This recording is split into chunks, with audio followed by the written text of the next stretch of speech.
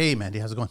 Good. It's been a while since I've seen you. It's good to have you back on the show. Long time. The last time we had an interesting conversation about relationships, and since then I've set up a whole new Tinder profile, and I've got a number of dates, so we got to make this quick. Oh, okay. Oh my goodness. I'm joking. I'm nowhere near. Can we bring some of the dates in, please? No. I think that needs to happen.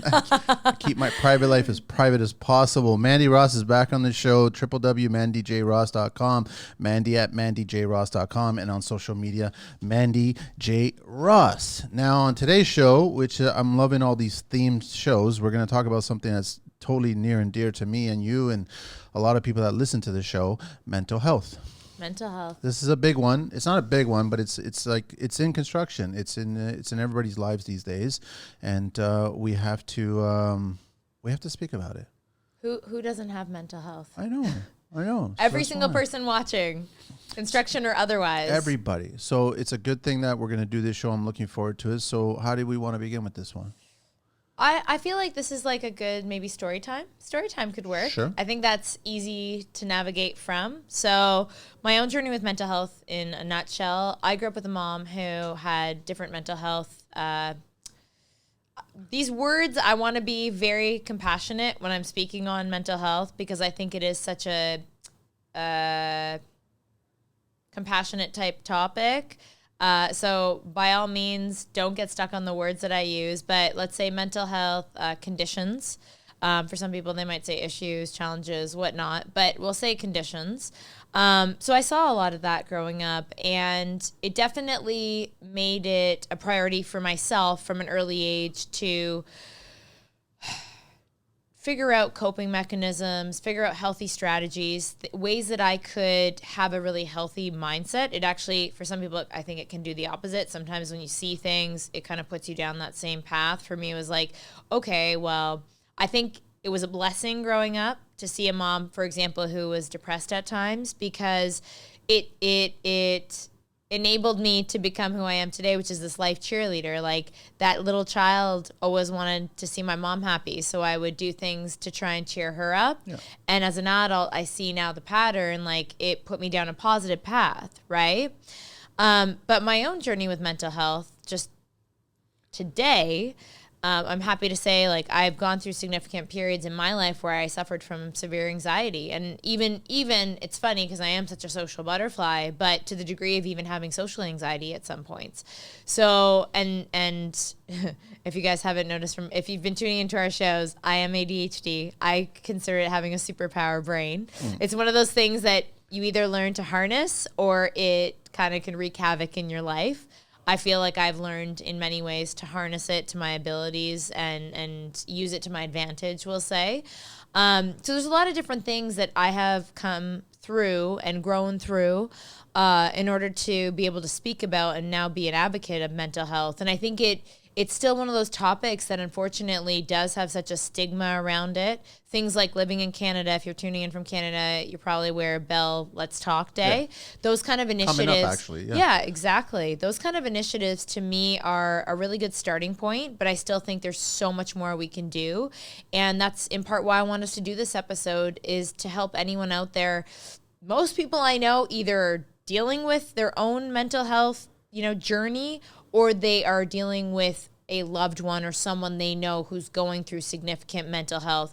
I'm not going to mention any names, but we just experienced it. I'm not sure when this will be airing, but we just experienced someone in the media who decided to take their own life. Yeah. And it really, not to bring it down, but again, we can always take a blessing from everything. Not that there's ever a blessing with that happening, but I noticed that the conversations again are starting up where people are really saying, hey, we need to be doing more. We need to be making like suicide prevention and mental health initiatives more on the forefront because there are so many people who are suffering in silence. It's tough for men. Yeah. I mean, men are, I guess, just society driven, told not to show or not to even question, understand it. But a lot of men are going through that. And that was that situation. I saw that recently as well, too. And it was just a shame because 24 hours before that, it was happy-go-lucky on social media showing a different type of person. Not to mention like what appeared to be happily married, family, beautiful children. and famous, then popular, like you name it, 24 hours well-to-do, later, like, you know, what happened. And this is why, this is the thing, this is why I will never stop speaking about mental health, because somebody from the outside could appear to have, quote unquote, even what you would consider a perfect life, and they could be battling and suffering so much inside. This conversation can never end. No. Never end. As long as there are people on this planet, this conversation needs to be had, because you never know what someone is going through in life. And this is even why I also like talk a lot about kindness and being a compassionate person. You cross paths with lots of people in your lifetime. You never know what the kind of battle they're dealing with inside. All it takes is maybe you smile, you know, or you pay them a compliment, or you just acknowledge them. And that could even shift them in a positive way. But it goes the same way. You know, if you're putting out that negative energy, if you're treating people like with disrespect, or you're mean to people that you cross paths with, that could maybe be the breaking point for them, because there are a lot of people that are suffering in silence. Yeah. How do we address that? How does one acknowledge, first of all, that they are experiencing it, or they have it in their family, and how do they discuss it? How do they address it? I think my journey for me, because of what I saw with my mom, and I'm happy to say, like, my mom's very healthy these days. She's learned to release her emotions and that thing, and have healthy habits that allow her to be in her happiest state. She also has a life cheerleader daughter that will not let her not have like the happy, healthy. But again, I always want to say it starts with you. You have to take ownership. My mom will be the first to say, you know, and I even say, like, you know, she'll be so sweet and say, like, you know, sweetie, like, growing up, you were always so cheerful and happy and like always wanted to build me up. But I always give back the credit to her and say, look, like, you had to decide ultimately. Same with coaching clients. You're never a coach. You can't make someone do anything for themselves. You guide them, you lead them, you show them, you support them, you cheerlead them on. You have to make that decision for yourself. So seeing what I saw with my mom, I think in a lot of ways, set me up for a mindset around, I don't want to be in that state, but I also had the awareness. I used it to my advantage to go, bless you, dear. I used it to my advantage to go, okay, so I know this is something that is in my family. There's a genetic component here. I might be more predispositioned to experience this, but again, I'm not going to let that dictate how I'm going to end up in my life. So I made a conscious awareness, even from a young age, how to like navigate that. What does that look like? For me, I had to realize at a very young age how to deal with emotions, because emotions is one of the biggest ones, like my triggers, things that, especially having ADHD. I honestly was diagnosed as an adult. It wasn't until my adulthood I realized I had ADHD. And then with the anxiety just kept showing up. Like, it would show up for me. You can't deny when you're feeling like immense amount of stress to the point where you feel debilitated. Like, you can't deny those periods. And so being as aware as I was, I knew there was something wrong. And the moment I felt that it had progressed to a point where it was controlling me, I felt like more so than I could get a control of it, I knew I needed to get help. I actually didn't go and see someone outside of myself. Like, I know in one of our episodes with the relationships, you said that about, like, you know, a marriage counselor or therapy is not necessarily always not always the solution. I would say it can be, but is it the be all and end all? No. What I had to do, or how my best piece of advice to anyone, we live in a day and time when there are so many free resources. It's insane. In order to get yourself help, you need to figure out what tools need to be in your toolbox of mental health and what that healthiness looks and feels like for you in order to determine what the best tools are. I could list off hundreds on this podcast alone, and it would mean nothing if that's not what works for you.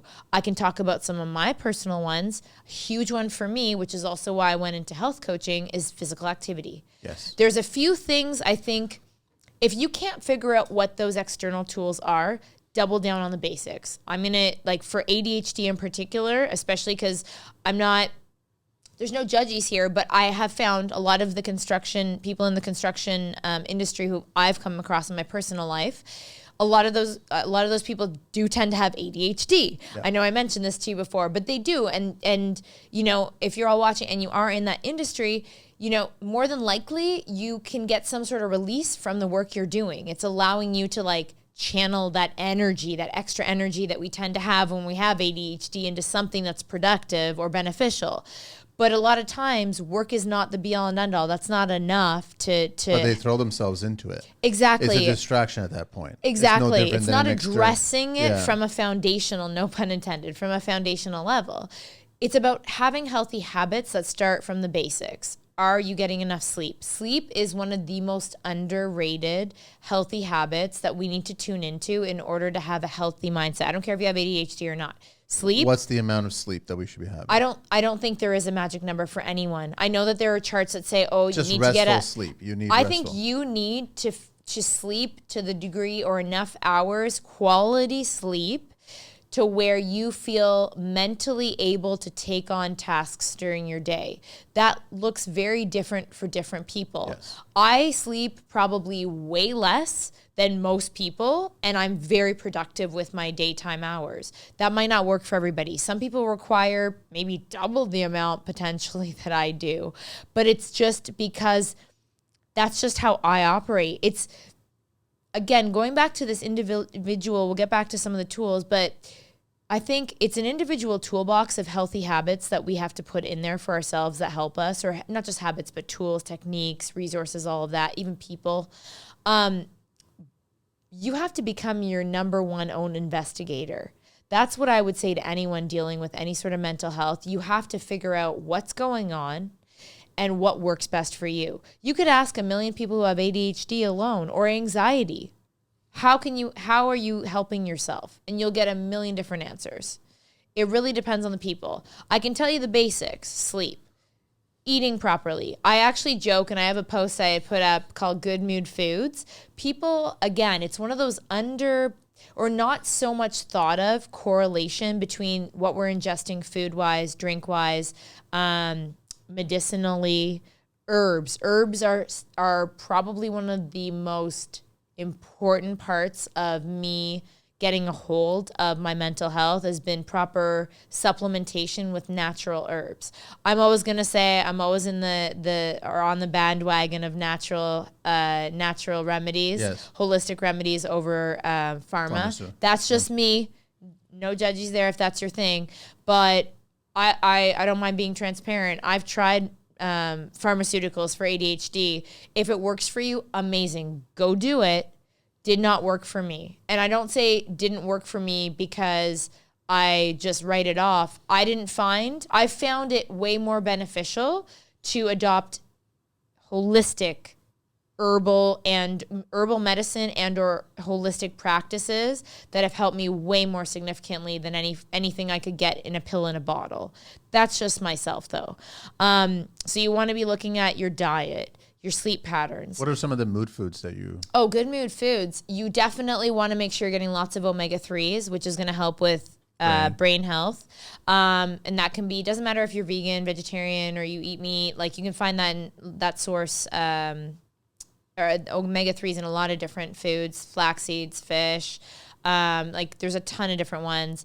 Some of the ones I've found to be really beneficial, I've actually found mate. Like mate is a type of tea you can get, and it's one that I find really helps me with focus and also energy preservation. When do you suggest that? I drink that first thing in the morning, and I don't even drink coffee, to be honest. I drink a mate, or I actually my own herbal blend of different herbs that I have in tea form. Like I have different teas that have different herbs that I've blended and tested over time that really help me with my mental health. One is decalming, de-stressing, one is the focus and the energy. One is even for cleansing. Because I think like we also need to be thinking about like cleansing our systems. Yep. We get buildups that can also add to mental stress over time. So doing a regular detox, having a cleansing routine internally is very important. I usually start my days with ginger. Ginger. Raw ginger juice. Yeah. And then water and lime. Yeah, I do a similar. I Tastes do like lemon, crap, but it's good. lemon water. I saw a recipe the other day that sounded actually really cool. It was where you blend fresh turmeric, ginger, lemon. You blend it all up. Probably even put a little dash cayenne or something spicy in there. Blend it up, and then you make sort of this. It's like a puree, and you can put it in ice cubes, and then you freeze them, and then you can plop them into your drinks. I love flavored water personally too. Like that's why I love tea though, because all the herbs, it's the infusion of these nice flavors, and this it actually to me it tastes really nice. But You're right, cleansing, all that stuff is so important for the system, but it affects your mental health. That's why I joke like good mood foods. It's not just for the funniness of it or like being cute about it. No. The prevalence that we see in diabetes, the prevalence in ADHD we see in children today, and other mental health conditions that are popping up now in the youngest generation, has a lot to do with sugar intake. of course. And you have to look at these children's diets. Same with, I know there's been studies, again, don't quote me on these, but even red dyes in foods have been linked to sometimes ADHD. There's a lot of different additives, like a lot of... I know I'm getting to the nitty gritty, but they're all relative, like even pesticides affecting our mental health.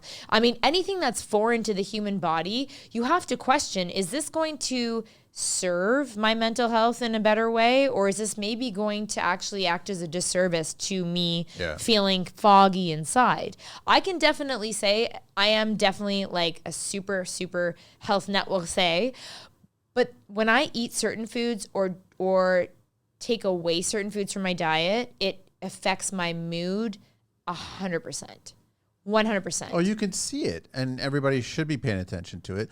They feel it. Yeah. I mean, you want to see a clear, cut and dry version of it. Go ahead and have McDonald's tonight and just eat that. Yeah. Right? And you'll see how your body reacts to that action of that kind of food versus eating something else that's healthier. You'll see how your body reacts to that. So there is a cause and effect to everything that you consume. 100%. And the food, I mean, we can get into the energy speak, which I love, the woo-woo stuff. But like energy speaking too, like I do think food holds vibration. And I feel like when you get to a point where you really respect yourself mentally, physically, spiritually, emotionally, you want to be eating foods that are better for you. Usually what happens, unfortunately, is if we're in a really low mental funk, sometimes we'll turn to the worst things for us, which is like the opposite of what we really need. Whereas when convenience, right? It can be convenience. It could be low, like just whatever. It could be like laziness, could be like low self-worth. It could just be like you've given up, maybe hope. I don't know. Like there's a lot of different things that could be going on, right? But I will challenge anyone out there saying like, it's just more convenient to get that. It doesn't take that much effort to eat healthy. It's the same. It really is. And same with the cost thing. I know there's tons of people that sometimes will throw out that excuse, like, oh, it's so much more expensive to eat healthy. I'm going to caveat you can get fruits and veggies on sale. And what is the cost of your health? I will tell you right now, one of the things I always say on social media, peace of mind. At this point in my adulthood, I can literally tell you, peace of mind is the greatest form of wealth. If you don't have peace of mind, you will never be feeling your best. I don't care how much money, how much respect, fame, all that stuff, accolades you have on your wall. If you don't have peace of mind up here, the rest of your life will never be able to get to a point where you won't be able to even enjoy it. Yeah. Because if up here's a mess, chances are the other areas of your life are going to reflect that. So going back, we have sleep, proper adequate sleep. I would highly suggest as well, and I have like all resources for free out there. I've written about this or podcast about it or YouTubed about it. Create yourself a routine at the beginning and end of your day to support a healthy sleep schedule. But just to get yourself in a healthy mental space, I think there is something to be said about our daily habits, our daily routines. Having a morning routine, even if it's a few minutes long, same with a nighttime routine that gets you like either relaxed or energized for your day, can really make the biggest difference in you feeling mentally capable of taking on any stress that comes your way. And these are routines that don't involve your smartphone. No, not at all. So, I mean, smartphones and all that tech is kind of contributing to 100%. I talk about having a digital detox. I'm in social media. Yes. I am someone in social media, and But nobody ever wants to. I consciously have to like even just tell myself no for the rest of this evening, or no, like take a day off, Mandy. One of the number one things as well that's helped me mentally. The reason I have not actually ever gone to a therapist in my life. Even my dad is a psychotherapist, so maybe that's the, and I'm a life coach, but so maybe that's why I get like that little freebie there. But no, I mean, all jokes aside, I've never, and I'm not saying that to make myself appear to be anything like higher or above anyone. No, I would highly suggest go and talk to someone if that's what you think is best for you. Please do. We need more people that actually honor that and don't feel ashamed. There's no shame in seeking external help from another person. What I'm saying is you need to start by at least identifying if that's even a solution for you and having the courage to go and seek help. But if you are not at that point, even maybe where you want to communicate, because sharing is such a big element in the mental health journey. It's like being able to express yourself, but a lot, especially with men especially, it's very difficult at times to feel comfortable because you've been raised in a way that is not very, it's looked down upon if you express your emotions. It's looked down upon, shamed. Shame is the lowest vibration, and yet children, not as much anymore, I would say, but like so many men I know were shamed the moment they even... As a child. There's a lot of shame attached to crying or expressing emotion or like communicating feelings. And shame is that's why so many people find it hard to express themselves. If it was easy and there wasn't any shame attached to it, everybody would be like, oh, I want to express myself freely and openly. And I want to, and I'm not saying there's always exceptions to the rule. There's lots of men that I know that can openly express their emotions. I would say there's a lot of men that feel, especially more so than females, where it's a little bit more encouraged. But the majority of men don't. Exactly. But why I think don't they? They don't do it because of the shame. They don't do it because of society. Exactly. Yeah. And that's why, I mean, again, one of billions, millions, whatever you want to call that, of cases like recently where if only this person had been able to open up, like something was going on inside that clearly was not addressed anywhere externally. But if you can't even get to that point right now where maybe you're sitting there and you're dealing with mental health issues, start by having healthy habits. Another one that I was going to mention for me that's been like a therapist is nature. Nature, as simple as that sounds, getting my yoga booty outside every day for fresh air, sunshine, connecting off of this thing. Yeah. And I love the saying. It's like, there's a brilliant saying, and I'm going to repeat it because y'all, I think, will love it. It's like, you won't find Wi-Fi. You won't find Wi-Fi. I think it's something like you won't find Wi-Fi in nature, but I guarantee you'll find the best connection. It's so true. Yeah. Do you know what saved me? Literally, I think honestly, I've never been someone that's ever wanted to take my life. I've never been like that hardcore into anxiety or anything like that. That is part of mental health. But that is a part of mental health we need to address. I'm telling you right now, my saviors, that's what I really call them. Physical activity, eating to serve my mental brain and well-being, my body and brain. So diet, nutrition, physical activity, nature. Nature has been one of the biggest saviors. If I didn't have nature and physical activity, I don't know where I'd be, but I wouldn't be as healthy as I am. Do you find the same connection during the winter months? Are you still connected to seasonal nature, or is it more difficult you find it?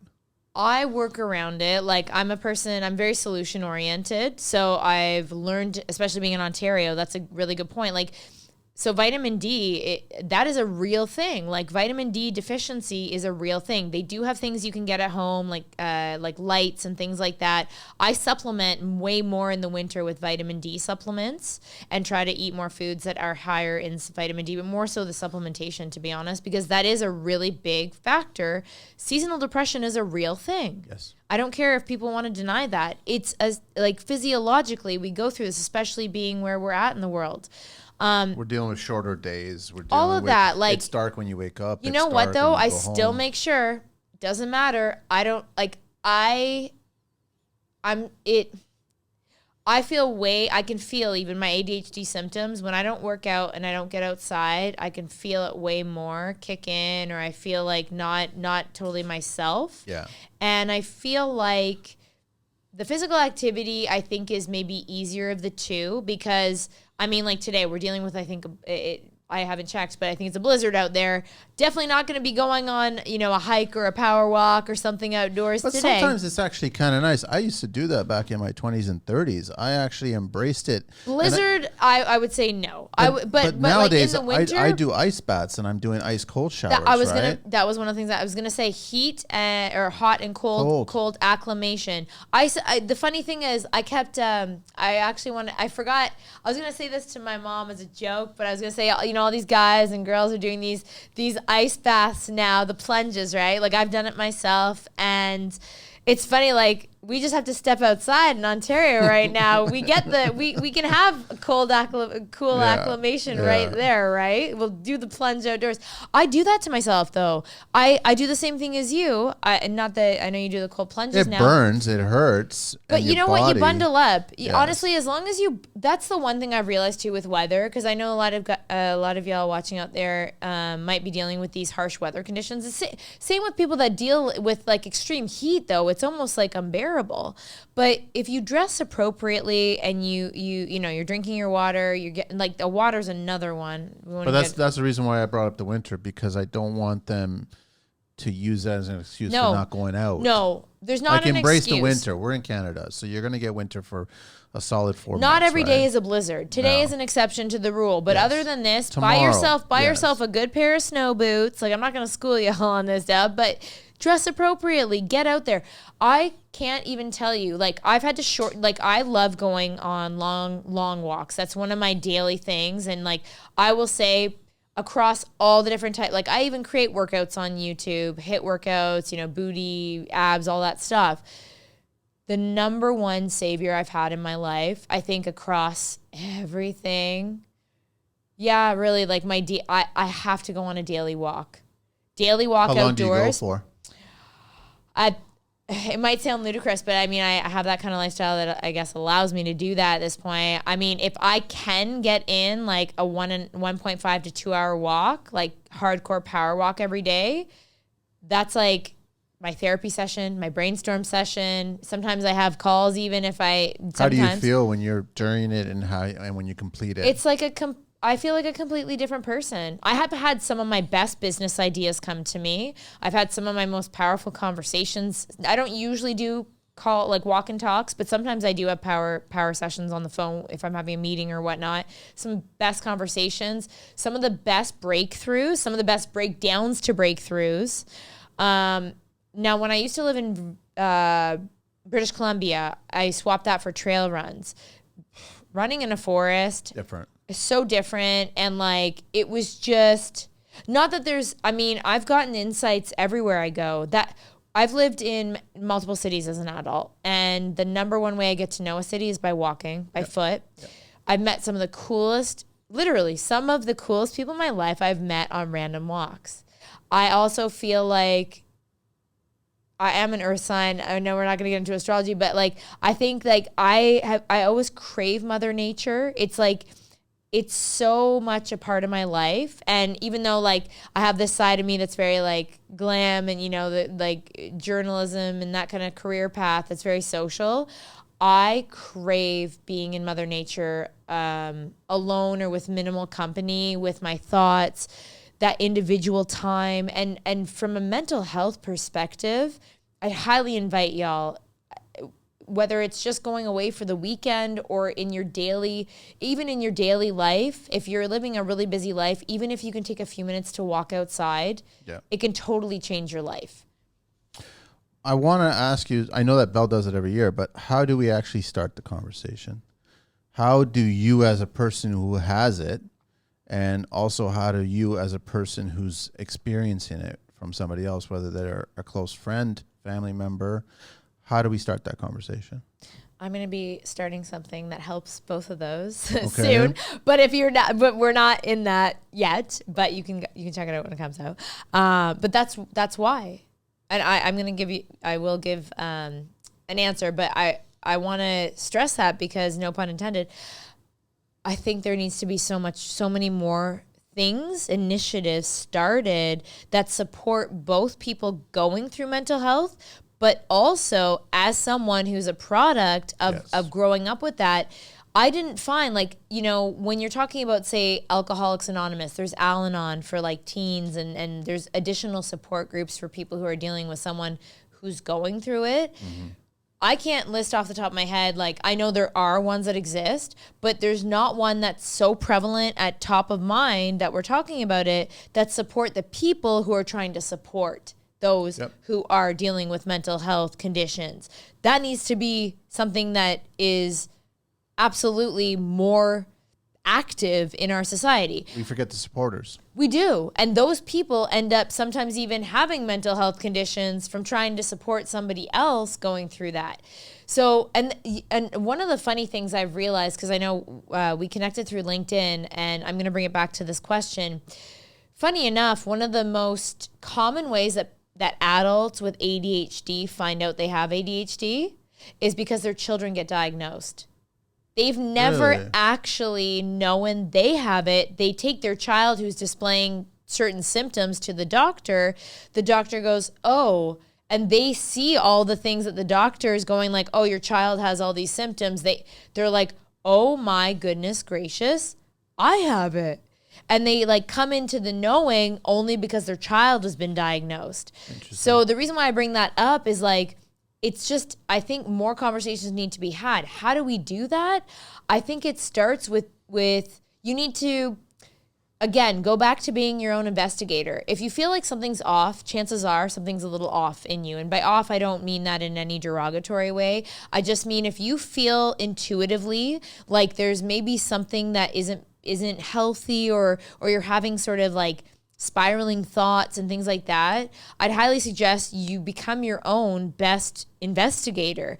Do the research. There's oodles of free resources online. There's ADHD, I'm not saying it's just ADHD, but whether it's ADHD, anxiety, depression, bipolarism, all these things have free resources, including different ways you can self-diagnose. I'm not saying not to go to a doctor, but you can I only found out I had it initially because I started researching it and going, oh wait, let's put 2 and 2 together. Wow, I have A, B, and C and D. And it was hit me in the face. I'm like, oh, okay. You only can address what you address to yourself. So if you're just kind of running around trying all these things and you don't know what you're really trying to help yourself with, it's a lot harder to figure out a solution. So get really comfortable with self-discovery, I would say, is number one, in order to start the conversation with yourself about it. And I would highly suggest recruiting and opening up to those who you genuinely know are very supportive of you. It's I've realized in my adulthood, speaking to my parents, sometimes it can be really challenging for some people because they haven't maybe establish that kind of connection, or other people in your life who maybe you are worried or embarrassed, or you'd be surprised how many people are actually wanting to support you or in favor of helping you, but they can't if they don't know what's going on. The other part of that solution, I would say, is having a community or a network, because I can certainly say as well, there are cases where maybe you don't have that support system at home. Maybe you just don't have those people even in your life anymore. Maybe they're unhealthy people and you need an outlet to connect with others. And I would highly suggest online. There are a lot of different online resources or groups. There's meetups. There's a lot of different things that are pertained, even though I know I said there needs to be more groups around the supporters of this. But that being said, there still are groups that exist. You have to kind of be that instigator to go and seek those groups, though. They're not gonna come to your doorstep. You gotta start it. But they do exist. There's lots of resources. LinkedIn alone, I can't tell you I don't heavily talk about ADHD, but I am a mental health advocate, and I do certainly have posts around having ADHD and how to harness it and use it as a superpower.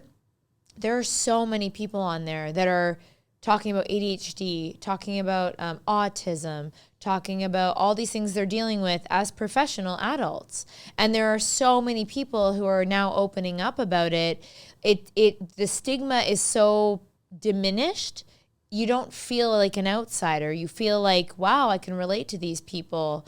You know what I mean? Like somebody else is dealing with what I'm dealing with, but you have to start that conversation. How do we start the conversation regarding someone maybe acknowledging it, but then turning to vices? And so, like, give me an example. Marijuana, they're using that. It helps. It could be helping their crippling anxiety, so then it's helping them, right?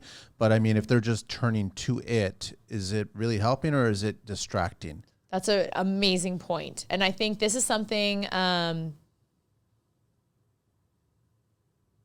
I've had many conversations with my dad about this. So my dad had his own journey with alcoholism, ended up in my teens becoming completely sober, then went on to he's a psychotherapist, and his specialty actually is in treating males with addictions. So he kind of did that full circle of experience in life and then turned his whole life around to then go and help those who were previously suffering with what he was dealing with, right?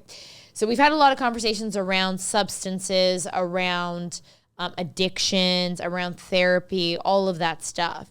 And I'll say this, I can't answer this question for anybody else, but from my own 2 cents, my own perspective, I think that there is a place for things like marijuana. I've seen significant, and again, I'm not a medical doctor, so if you're listening, you got to do your own research, figure out what works for you. I also have seen significance in herbal remedies. I've seen even I've seen people use microdosing of mushrooms. Yeah. I've done microdosing of mushrooms, not the recreational mushrooms, but I've drinking tinctures like with reishi or ashwagandha, like the adaptogenic herbs is what another term for those. Did you see it helping you? Yes, okay. That's what, and I bring this up, but I've not done the microdosing with actual shrooms. Again, I'm not going to say whether or not you should do that, but I have seen and known of people who've microdosed with actual shrooms, and that's actually helped specifically with ADHD. It's helped them in that way. Again, you got to do your own experimentation research. I would say that it's like anything. It's important to make sure you're not using substances as a Band-Aid for addressing other issues within. If you are only relying on an external substance to get you through your day, chances are that's probably not healthy. Probably not healthy. I agree. Yeah, because totally. Again, from my own experiences, I drink lots of herbal teas. I take different supplements that are herbal and natural, but are those making or break? Are those the only things I rely on? No. Anyone who I know who's had control over their mental health conditions usually have a good sleep schedule.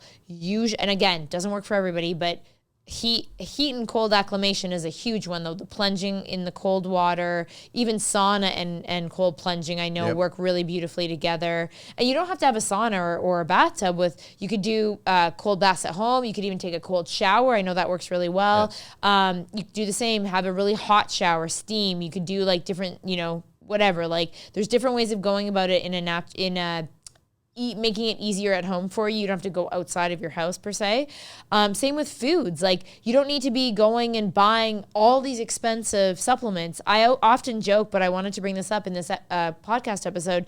I look at your kitchen and your garden as a pharmacy, but spelled Pharmacy, like a pharmacy. Yeah. The best medicine that exists, and again, I'm not disregarding, some people feel that they need actual pharmaceuticals to combat their mental health stuff.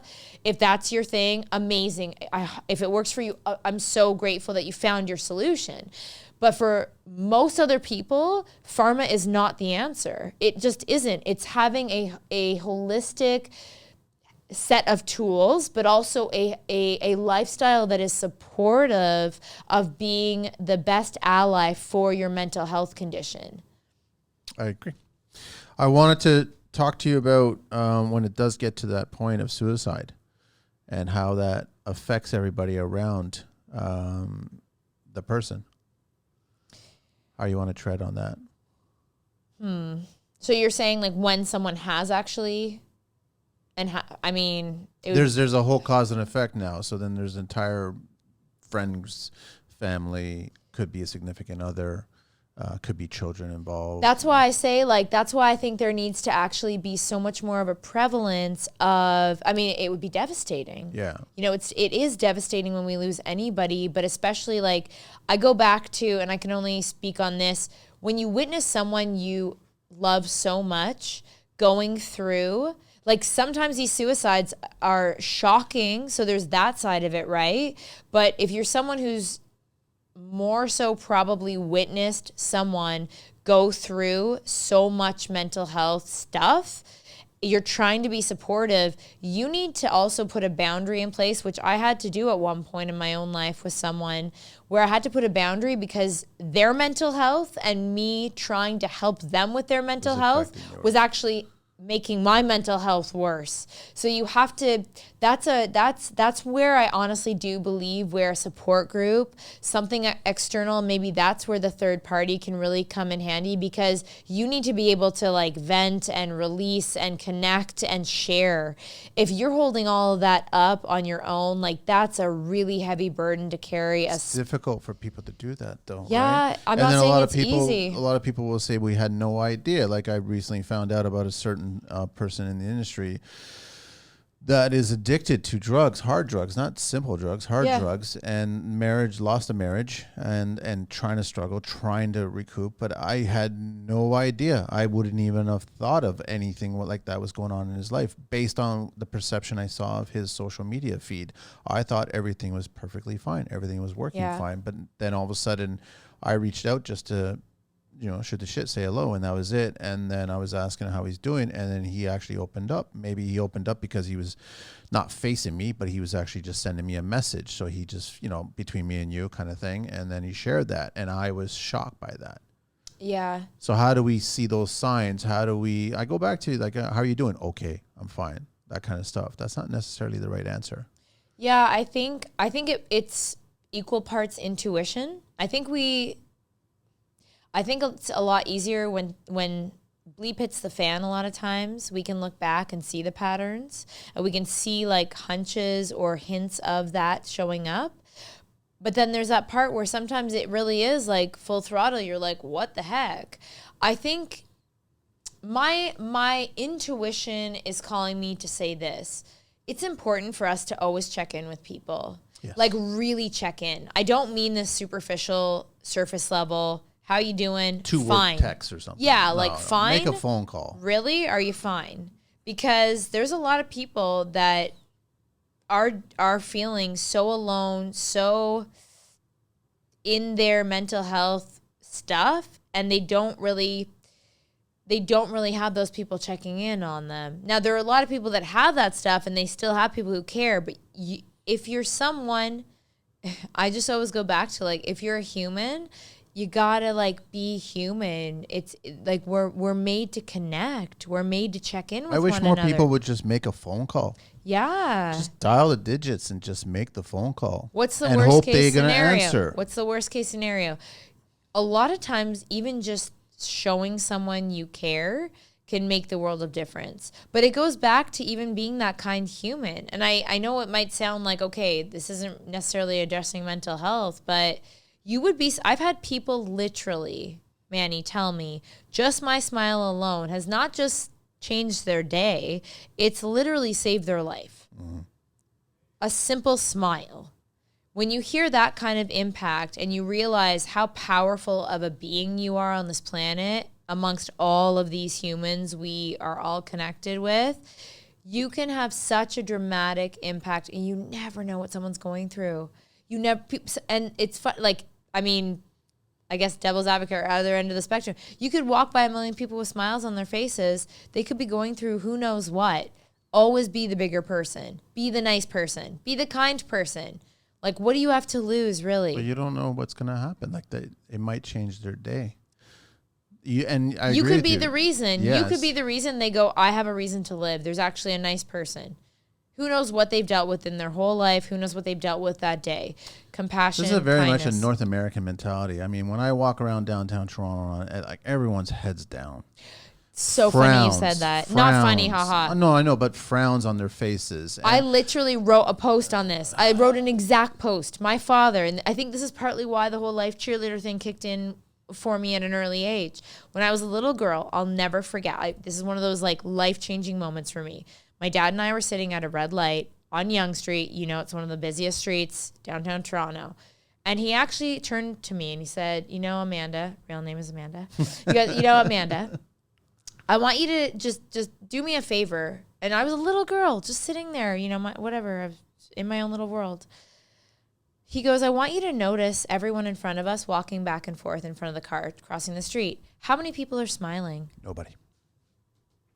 I was shocked. Nobody. When you actually pay attention to it. I was shocked. You ever stop? You ever stop wherever you're walking and take a park bench and just sit there and just watch? This is why, Manny. I stop and I watch and nobody smiles. No. I see people sometimes with pets when they're walking. One or two or both are usually smiling because the pet is doing something interesting. So it's just the pet is pleasantness there. And then you have the crazy Mandy who anywhere I go. And you're smiling. I don't just smile. I say hi to people and I try and just like anyone I cross paths with, I'm like, hey, like, and people, it's funny if I'm ever with somebody else, they're like, oh, do you know that person? I'm like, no, no, I don't. I just want to be a nice person, you know, like, or a kind human. But that's the kind of attitude I think we all like.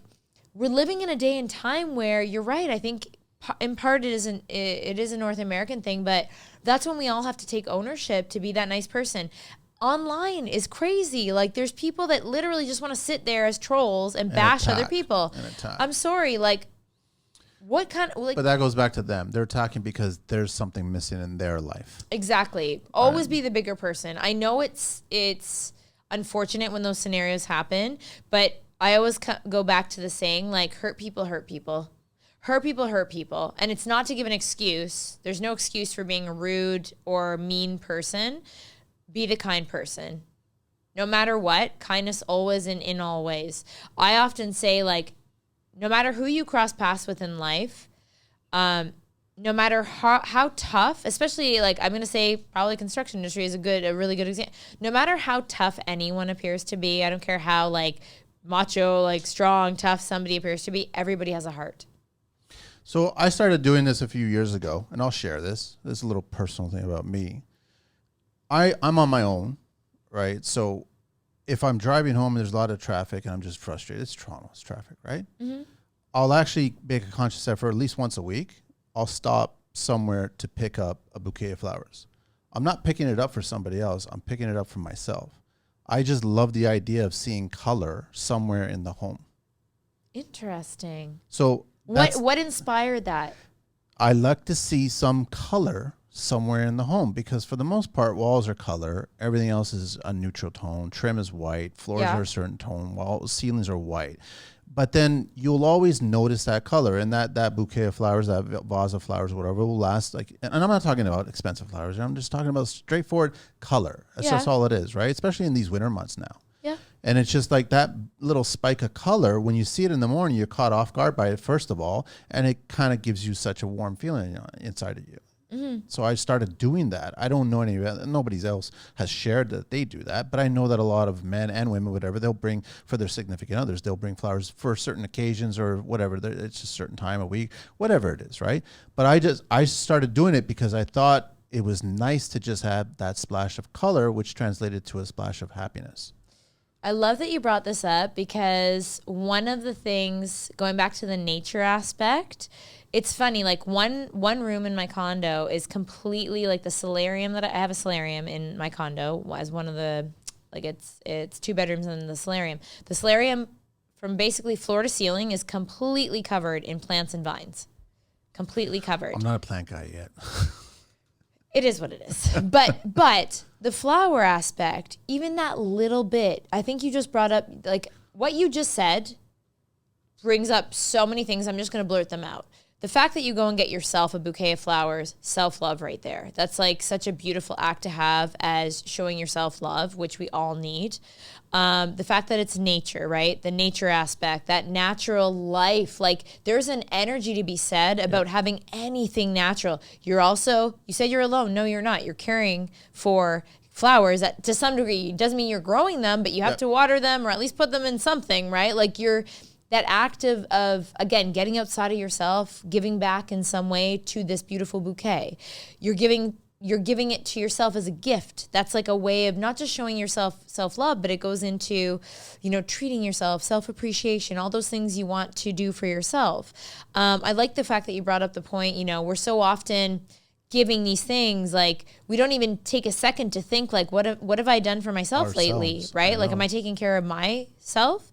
I love the fact that you have like this routine set up for yourself, because routine is a big one for mental health. I find getting into healthy habits takes time. It takes, they say it takes 21 days to change a habit, but it's a lifestyle, right? Like, and it's also something to always look forward to every week. I love all of that. Like those little things honestly can make or break your mental health. So what you just said is a perfect example as to how people can start to create healthier habits. And the more, and this is how I even I know we did our episode on how to create your dream life in 2023. Go check it out. If you didn't, plug it in right in there. But one of the things that I truly believe is tapping into when you feel your happiest. Inner joy is we talk about it so often, but I don't think we actually don't do it. We don't do it, and it's not really what I think people think it is. You're not trying to feel, I don't think it's ever you're actually trying to achieve this goal of happiness. I think you're trying to achieve a level of peace within. Peace breeds happiness. When you feel at peace within, happiness is a natural byproduct. Yep. So, and that's why you see so many people, I've been there too, destination happiness queen, right? In my former self, before I learned this journey of self-evolution and all these things to myself, I was that person that always thought, once I achieve A, B, C, I'll be happier. I realized that, I know it's that corny saying, but happiness, it lies in the journey, not the destination. It does. And I know as much as you hear this stuff said, how do we actually achieve that though? I think you just brought up a beautiful example. Start by micromanaging your way in which you treat yourself, your habits, the thoughts that are going into your mind. How are you feeding your brain every day? Are you feeding yourself thoughts that are conducive to a healthy mindset? Like that alone, I hate to think what state someone must be in to feel so low that they would like to end their life. And I know people who have either attempted or have been successful at that. I've experienced that in my life. So I know, speaking to people who are survivors who actually tried and didn't succeed, they do eventually get healthy, and they're so grateful that they did not take their life. But you have to question, when you're in that low state, if you're someone who is really struggling, you need to get help. It has to be your biggest priority. I want to say this literally from my mushy Mandy heart to anyone listening. You need to go and seek help. I don't care if it's a family member, a friend, a support group online, a national hotline, whatever.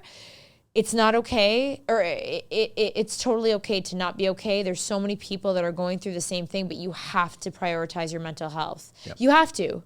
It's a non-negotiable. I came across a quote recently where it says, if it costs your mental health, it's too expensive. Amen. It doesn't matter if it's the relationship, the job, especially because we see this so much on LinkedIn. Yeah. If it's costing you your peace of mind, you need to get yourself out of that situation. Because it's affecting everything. It'll affect it'll erode your marriage, your relationship, your kids, in your life, your family, it will just, your business. It'll eat away at your soul. Yeah. It will literally, as much as whatever that the soul kind of aspect, but it'll eat away at your physical body, your mindset, your emotional health. I mean, most people I know who are suffering with mental health issues, not always. There are some that kind of go in that category of like, you know, hyperextending themselves to look their best. Yeah. But for the majority of people, it usually does show up. Maybe they're not taking as good of care of their physical body, not always again, but usually that it affects their finances, their relationships. If you're going through a major mental health crisis, chances are your relationships are probably not going to be 100%. Like all the things are going to be affected. And being someone who's witnessed a parent from, you know, the compassionate side of me, like it most definitely will affect your children if you are a parent. The best thing you can do as a parent is get yourself help. The best thing you can do as a family member, as, you know, someone in a workplace, whatever, is take care of yourself. Seriously. Couldn't agree more.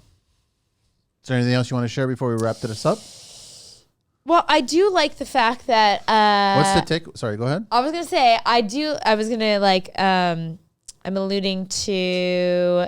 Because we mentioned most of the stuff that I had written down to talk about in this show, but I do think that there is, and I it's one of those things I take for granted because I do have my instructor certification, but yoga and meditation. Yoga and meditation, I know we listed a bunch of stuff, sort of the basics to double down on. Yoga has literally changed my life. It will help you. It will. And I'm not talking like, no, it doesn't have to be fancy schmancy. Not that that's what yoga is, but I think some people have this concept. It's not a cult.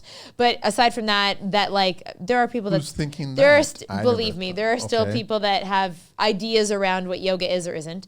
Less of that. But like it doesn't mean you need to be all fancied up in Lululemons with the whatever. No, yoga really is a synergy of mind, body, soul connection. You can most definitely help your mental health by practicing yoga. I have free yoga videos and free meditations, guided meditations on my YouTube channel. That brings up a good point. Breathing. Breath work is... huge. It's everything. Mm-hmm. If we're not breathing, are we alive? But a lot of people don't know how to breathe in those situations. Absolutely. Right? It's so, again, there's so many free resources on breath work. Like I will mention Wim Hof method. It's not for everybody. I'm not going to say it is. I think you can still learn a lot. Like I'm someone who's watched his methods. I know a lot of ADHDers, but also just people in general who really love his breathwork techniques and have said that it's helped them tremendously. Doing it first thing in the morning, before bed.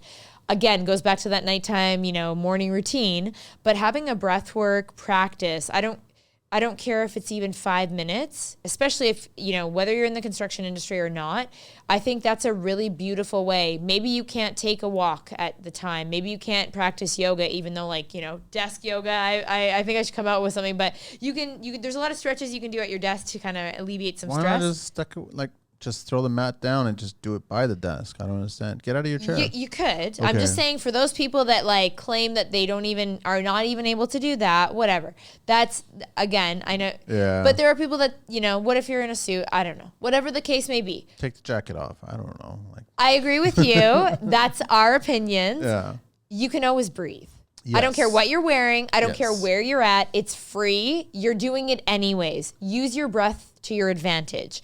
Taking 5 minutes to even do something as simple as like a box breath where it's like you breathe in for 4, like hold it for 4. I'm not going to, and then you breathe out for 4. Like huge.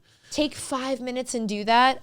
It will physiologically help your mental health state. It will psychologically help you. It will physically, the act of actually conscious breathing slows things down. I love doing that in the winter and having that cold come in. Oh, it's so refreshing. It's refreshing. It's really, so really refreshing. And also, actually, funny enough that we're talking about fire. I actually like the element of implementing like candle work. I know it sounds kind of whatever, or an actual, I mean, if you can have a fire at some point going, or even like on a small scale. I like to take big concepts that might not be applicable to everyone's life situation and make them into bite-sized things you can implement in your daily routine. You brought up a beautiful one. Maybe you can't get out to the hike 2.5 hours away. Go buy a plant or go buy fresh flowers. You can still implement those little elements in nature at home. Same with fire. I like the fire, the cool element. Open a window. Maybe you don't have a plunge tank. Open a window in the winter. You'll feel it. You know? It's funny you bring that up because I also do candles. I get sick and tired of turning a light on. Yes. I don't do it when I'm not there, but I do it, right? You just brought up one of my okay. Candles, have you heard of Hygge? No. Hygge. Look it up, folks. Hygge is a concept that was started in your Eastern Europe. My goodness, my word jumble. Yeah. Eastern Europe. Look it up if you don't you have to look this up. Can you look it up, love? Actually, just look up Hygge. Hygge decor, maybe it would be under. I came across it. I was like, oh my goodness, this is how I view life as it should be. That especially helps with mental health and making our environment into one that is so supportive. We're just looking it up right now, but it's just I found, first of all, I love candles to begin with. Candles. Right? The natural elements. Yes. Wind, air, fire, earth. I'm not talking scented. I don't care for scented candles. I don't give a crap about any of that. Okay, here we go. So, if you look up any of these, you'll see if you scroll. Okay. See how there's the thing that right down there that says Hygge? Yeah, click on that. Now you're gonna see little elements, things like candles. It's a concept. If you click on, there'll be a definition. If you scroll down, love. Where are we going? Yeah, scroll down. That's the definition. Sorry, if you go back to the book that, and then scroll down on that side, it'll see, okay, click on maybe the one in the corner. Exactly. It's this concept, and I swear, this has honestly helped my mental health. I didn't realize I was consciously craving things that were of comfort to me.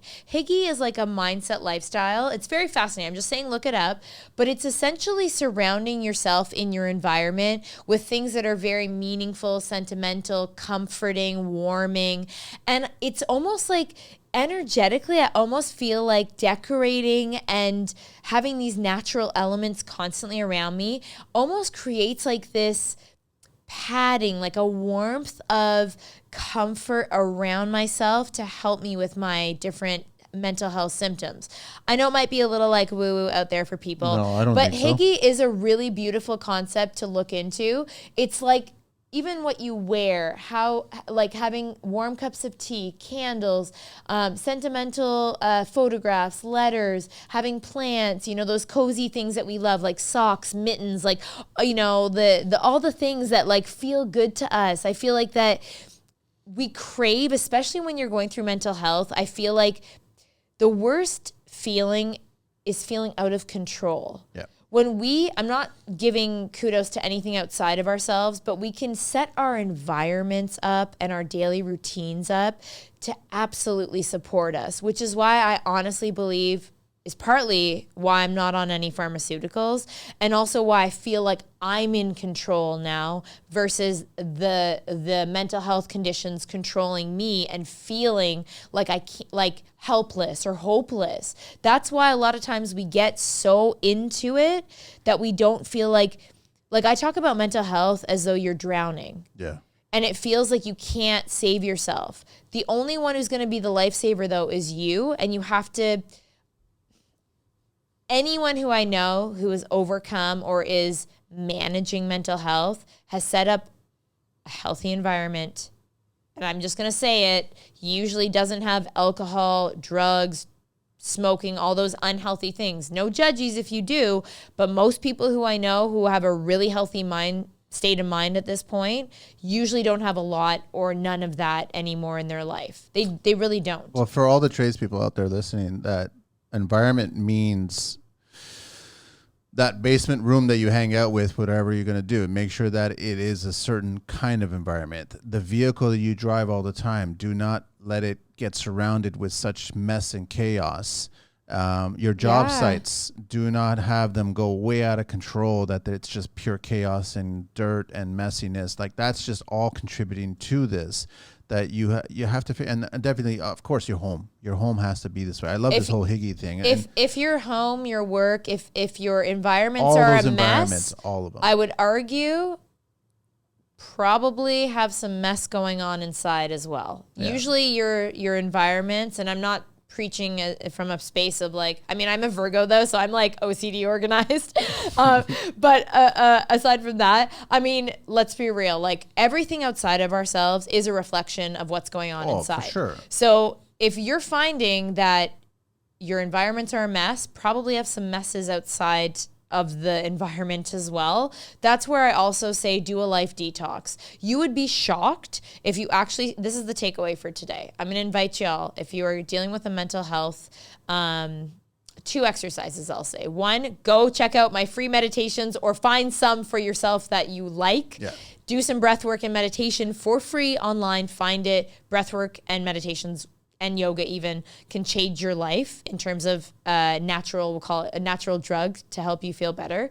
The second thing I would say is really, really try your best to do, even if it's a short exercise of doing a life inventory, make sure the people, the environments, even what you're consuming on a daily basis. I don't just mean food, I mean news, online content, that's very, very true. all of that stuff. You got to do a daily analysis of your daily activities, your daily habits, and your daily consumption things in your life, and figure out, are those conducive to having a healthy mindset and state of mental health, or are they actually making you, they might even be putting you into that negative state of mind. And you have to choose the healthy stuff at the end of the day. If you want to make change, you got to change your view. And if you want to change your view, you need to change your lifestyle.